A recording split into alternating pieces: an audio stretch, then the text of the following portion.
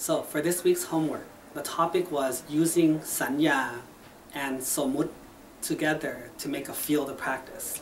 Now, before we start, we have to define what saññā and sammuti means. Saññā refers to our memories. Just like in English, it's our memory. It's the collection of things that we remember, whether it be our experiences, our information, our knowledge. These are all things that are considered saññā, or memory. As for sammuti, another way of saying it are imagination, or agreed upon conventions, or just conventions. However, all these definitions all define the same word, but it makes it more complicated.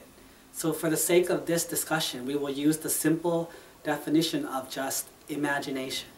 So when you use your imagination, it has to be coupled with your memory in order to produce a field of practice, a field of study. Now there's many techniques in which you put these together in certain ways that will generate a field of study. Early this morning, I just stopped by at DMV to get replaced my driver license. So I saw the old ladies. She just have agreement with the employee at the DMV. It's kind of remind me to myself, that made me remember that like how am I look when I did that kind of things, because I think we have the same thing, which pretty stubborn and not listen to others, also deny everything, just believe whatever that I believe. So when I saw her, I just feel like I can be like that in the future. So when I saw her action, how ugly it is when she kind of like react to the employee, I feel like if I don't want to be just like her in the future, which is trend to be.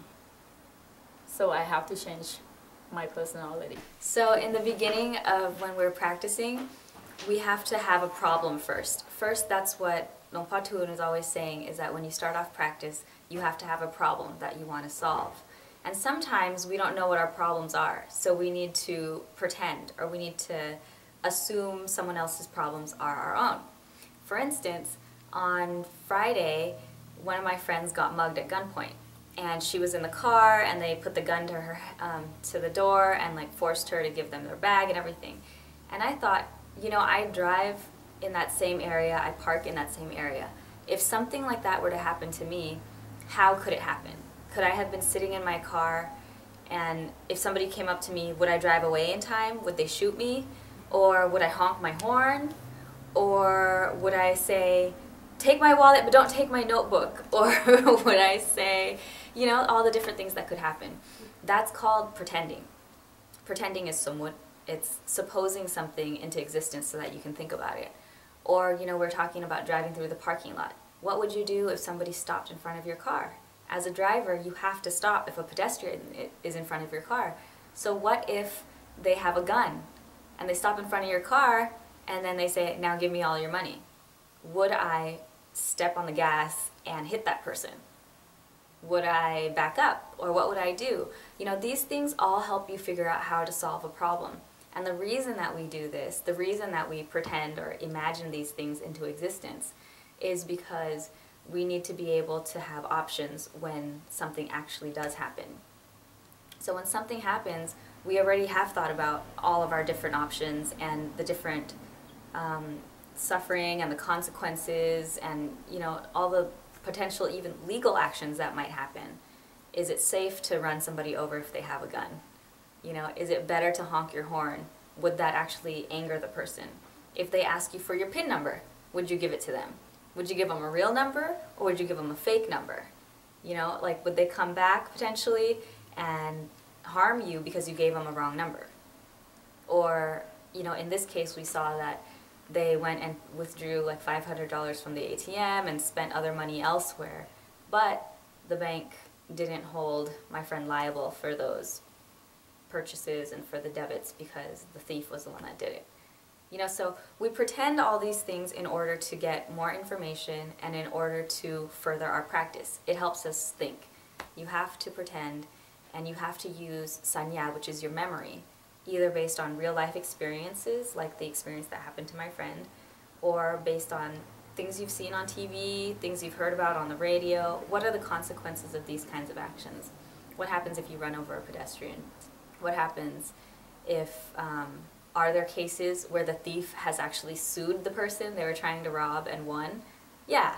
So in which cases did the thief actually win that legal action? So that's the kind of stuff you have to avoid.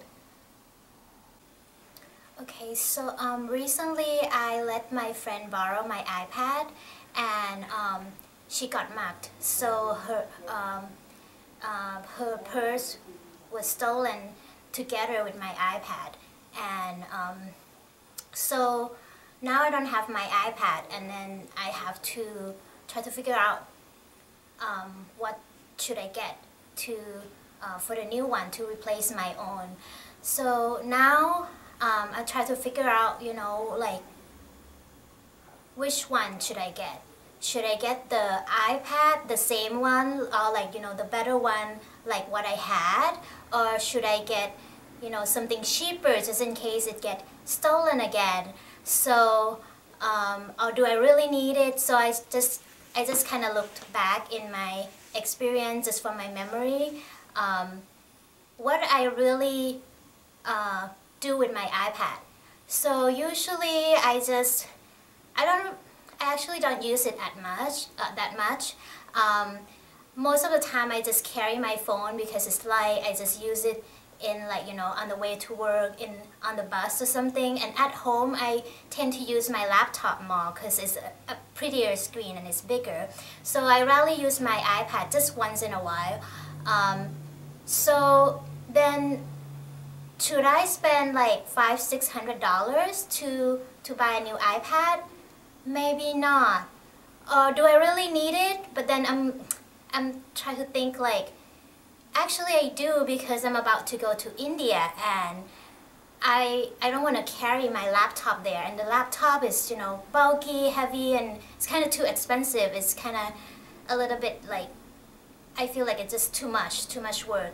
So I need something that's smaller, but I feel like my phone may be not enough, because I can do maybe a little bit more, and it's bigger on the tablet. So, but since I don't really use much of the iPad, can I find something that's cheaper that could maybe work the same way? Just because what I do, I just you know, go online, just search on something, maybe play games once in a while. I rarely take pictures with it because I just use my phone. It's easier to carry. So then if I need to use that much, maybe something smaller might be more convenient and cheaper. You know, I probably don't have to spend like $600. Maybe something like $200-300 might still work. So I think, just from my experience, looking back from my memory, what my experience using the iPad, that would help me to try to kind of pictures, or like basically imagine what I will use in the future. So just from, like, you know, the things that I use, I probably not gonna use anything different than in the past. So I guess when it comes down to it, I guess if I only use just a few things, maybe something cheaper and smaller probably work the best. I guess, you know, the key is that my own experience in the past, the memory, will help me decide what to do. So in conclusion, after reviewing all of these different examples from everybody, it's really plain and obvious to see that the reason that we do this is to get our thinking juices going. Whether you're Buddhist, whether you're Christian, or whatever religion or religion you don't subscribe to, everybody uses this technique. We all have to do the what ifs, we all have to pretend different things in order to think about them, in order to see the consequences, in order to see the possibilities. And the reason that we do this so much and so frequently is so that we can have it become second nature to us. When something actually happens, we'll be super quick, just like it'll come up and we'll know exactly what to do. And even though sometimes the things that we do might not turn out for the best, it's just going to keep on getting put into the cycle of information as our memory.